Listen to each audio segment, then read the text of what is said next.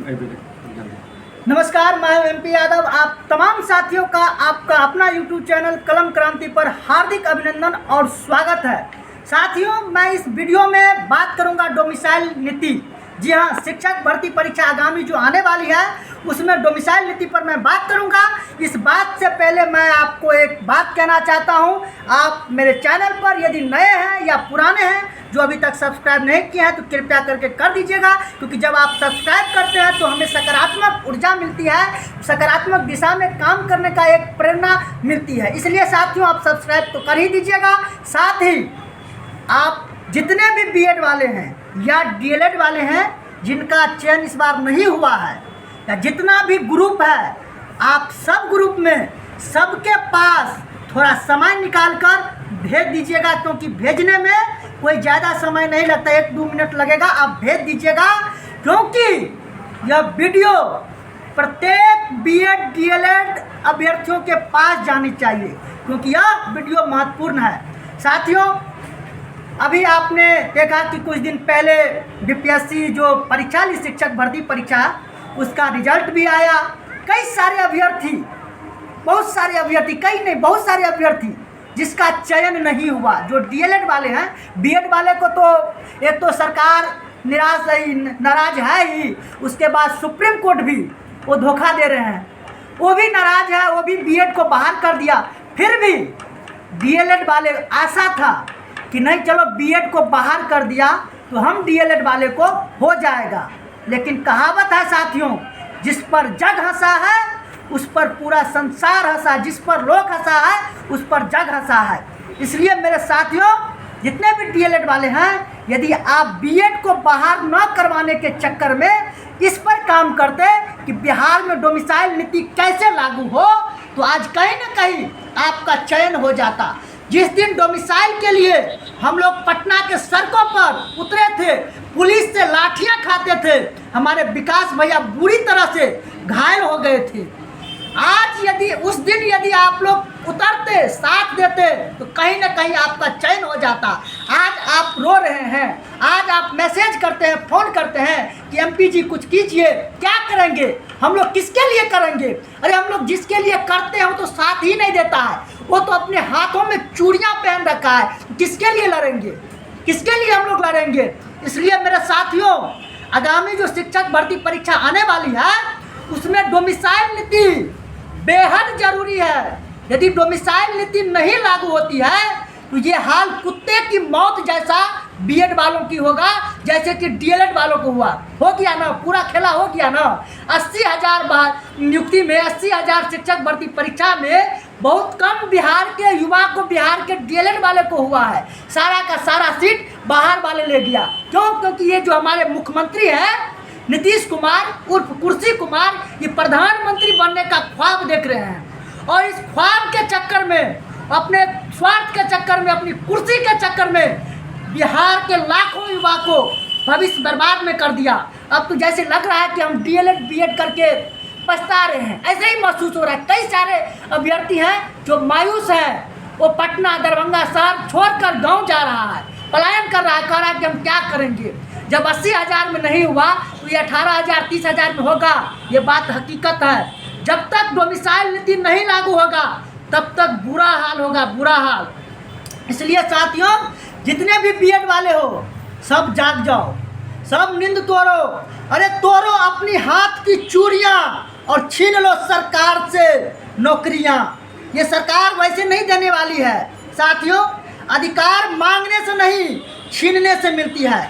अधिकार घर बैठे रहने से नहीं, सड़क पर उतरने से, सड़क पर संघर्ष करने से अधिकार मिलती है। और वो भी आज के बिहार में, आज के भारत में, जहां पूरा देश, पूरा नेता जो है पूरे राज्य को, देश को बर्बाद करने में तुला है।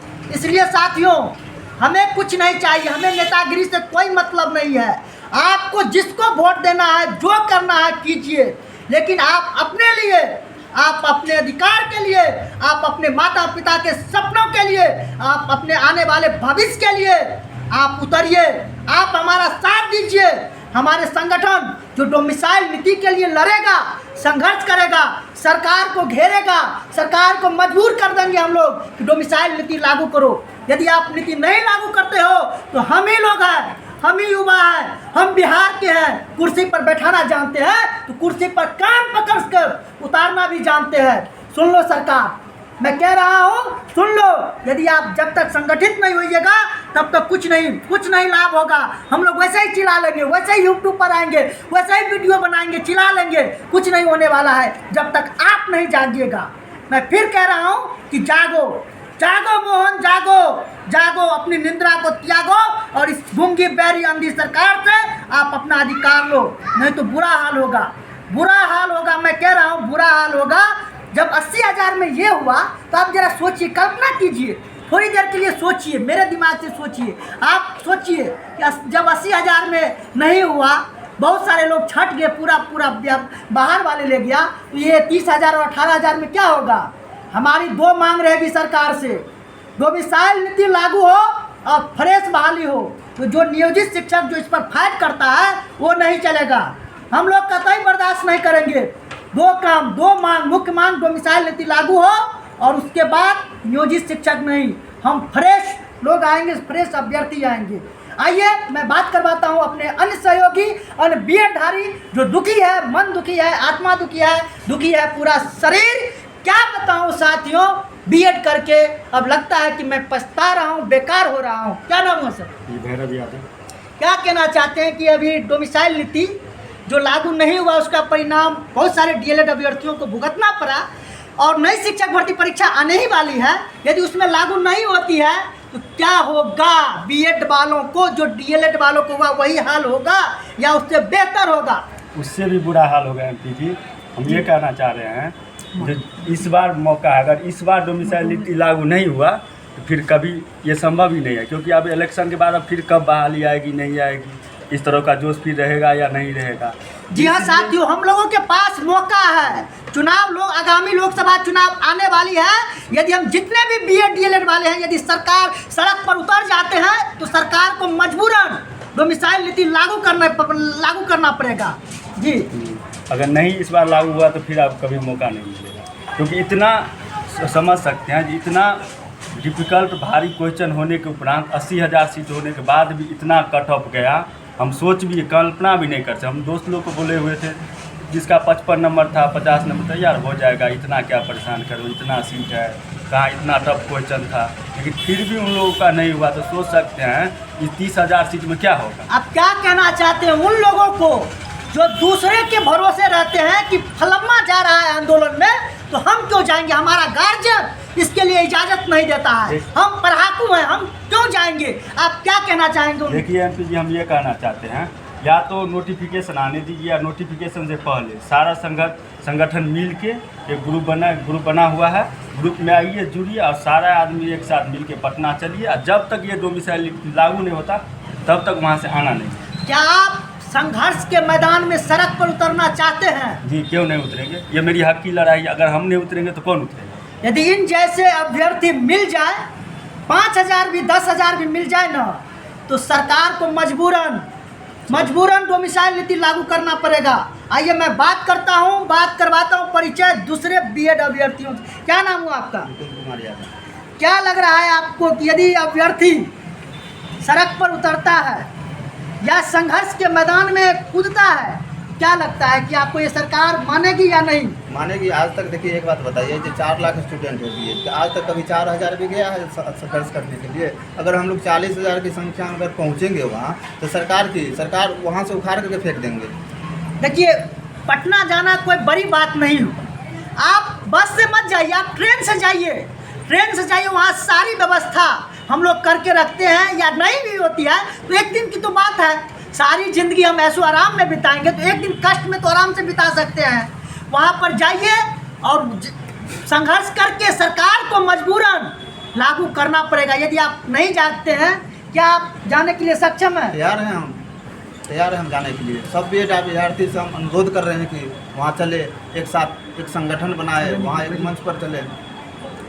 क्या आपका पूरा समर्थन, पूरा सहयोग या अन्य बीएड धारियों को क्या कहना चाहते हैं, क्या वो उतरे या नहीं? हम अभी सबसे बीएड अभ्यर्थियों सबसे अनुरोध कर रहे हैं कि सब अभी भी एकजुट हो जाइए, नहीं तो बाद में और पछतावा पढ़ना पड़ेगा। जी हाँ साथियों, हमारे सहयोगी हमारे साथी बीएड अभ्यर्थी बिल्कुल सही कहा इन्होंने कि यदि आप सही समय पर समय रहते नहीं जागे तो आप जो बीएड डीएलएड का डिग्री जो लिए हैं ना, वो किसी कूड़ा वाले को, किसी चना वाले को देना पड़ेगा। इसलिए आप संभल जाओ, अब संभल जाओ। इसलिए इस वीडियो को जितना हो सके हर बीएड डीएलएड अभ्यर्थियों के पास, हर ग्रुप में फैला दीजिए और आप हमारे संगठन से जुड़िए। मैं इस वीडियो के डिस्क्रिप्शन बॉक्स में लिंक, व्हाट्सएप ग्रुप का लिंक दे दूंगा या कई अन्य अभ्यर्थी जो ग्रुप एडमिन है उनका भी नंबर मैं दे दूंगा। आप उससे संपर्क करके उस लिंक को क्लिक करके आप आसानी से हमारे ग्रुप में जुड़ सकते हैं। आज के लिए इतना ही, तब तक के लिए नमस्कार। कैमरामैन राजेश कुमार के साथ बने रहिए अगले वीडियो के लिए। धन्यवाद।